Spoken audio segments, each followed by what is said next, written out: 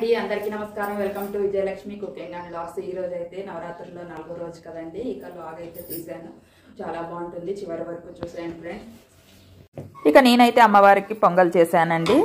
కట్టె పొంగల్ చేశాను ఇక పొంగల్ అయితే రెడీ అయిపోయింది ఇక పొంగల్ చేసే విధానం అయితే మీకు చూపిలేదండి ఎందుకంటే టైం అయిపోయింది అందుకనే కొంచెమే తీసాను ఇక చూడండి కట్టె పొంగల్ అయితే రెడీ అయిపోయింది అమ్మవారి ప్రసాదానికి ఇక చూడండి నేనైతే అమ్మవారి ప్రసాదము ఒక బాక్స్లో వేసుకొని తీసుకువెళ్తున్నాను అమ్మవారికి అయితే తీసుకొని వెళ్ళాలి కదా మనము ఇక టెంపుల్కి అయితే నేను వెళ్తా ఉన్నానండి ఇక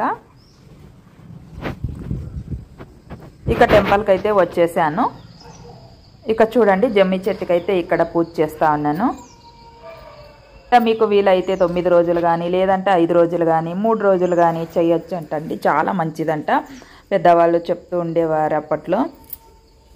నేనైతే సంవత్సరం ఇలాగే 9 రోజుల పాటు పూజ చేస్తానండి అలాగే మన ఛానల్ కొత్తగా చూస్తున్నట్లయితే కొత్త వాళ్ళు ఎవరైనా సబ్స్క్రైబ్ చేసుకోండి ఫ్రెండ్స్ వీడియో చూస్తున్నారు లైక్ కొట్టడం మర్చిపోతున్నారు చూడండి ఫ్రెండ్స్ మీరు లైక్ కొట్టడం ద్వారా నాకు ఎంతమంది వీడియో చూస్తున్నారు అనేది నాకు అర్థమవుతుంది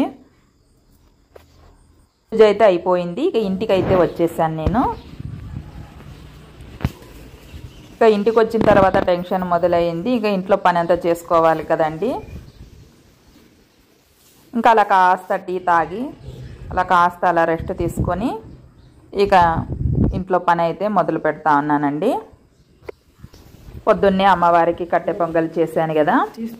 ఇంకా ప్రసాదంకి ఇంకా అలాగే ఇంటికి కూడా ఇక మాకు కూడా కట్టె పొంగలే ఉందండి ఇంకా అందుకని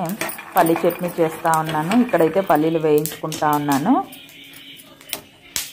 కాస్త అలా కలర్ వచ్చిన తర్వాత మనం పక్కకు తీసేసుకోవాలి ఇక అదే ప్యాన్లోనే పచ్చిమిర్చి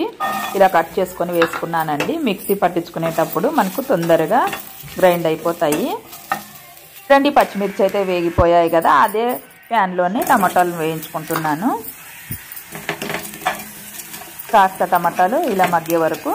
ఒక స్పూన్ అట్లా నూనె వేసుకొని ఇలా వేయించుకోవాలి చూడండి టమాటాలు కూడా బాగా మగ్గిపోయాయి కదా ఇక ఒక మిక్సీ జార్ తీసుకొని ముందుగా పల్లీలు వేయించుకున్నాం కదా పొట్టు తీసి ఇలా గ్రైండ్ చేసుకోవాలి పచ్చగా తర్వాత పచ్చిమిర్చి వేసుకోవాలి అలాగే వేయించుకున్న టమాటాలు వేసుకోవాలి అలాగే కాస్త కొత్తిమీర వేసుకోవాలి అలాగే వెల్లుల్లి వేసుకోవాలి అలాగే సాల్ట్ వేసుకోవాలి రుచికి తగినంత ఇక చూడండి గ్రైండ్ చేసుకున్నాం కదా అలాగే మనము పోపు వేసుకునడానికి ఒక కడాయి కానీ బౌలి కానీ ఏదో ఒకటి పెట్టేసుకొని ఇక చూడండి తిరువాత వేసుకోవాలి చూడండి ఇలా కాస్త గోల్డ్ కలర్ వచ్చిన తర్వాత ఇక స్టవ్ అనేది ఆఫ్ చేసి ఇక మనము చట్నీ అనేది మిక్సీ చేసుకున్నాం కదా ఇంకా వేసేసుకోవాలి ఇక చట్నీ అయితే చూడండి రెడీ అయిపోయింది కదా ఇక కాస్త నీళ్లుగా ఉండాలనుకుంటే కాస్త నీళ్లు మిక్సీ జార్ని అలా ఇలా అంటూ ఇక పోసేసుకోవాలి నీళ్ళని చూడండి కాస్త అలా పలచాగా అవుతుంది చట్నీ అనేది మనకు చూడండి పల్లి చట్నీ అయితే రెడీ అయిపోయింది కదా ఎంత బాగా వచ్చింది కదా ఇక మనకు పొంగల్లోకి చాలా బాగుంటుందన్నమాట ఇక పొంగల్ అనేది చూడండి నేనైతే మా పిల్లలకు పెట్టిస్తూ ఉన్నాను ఇక్కడ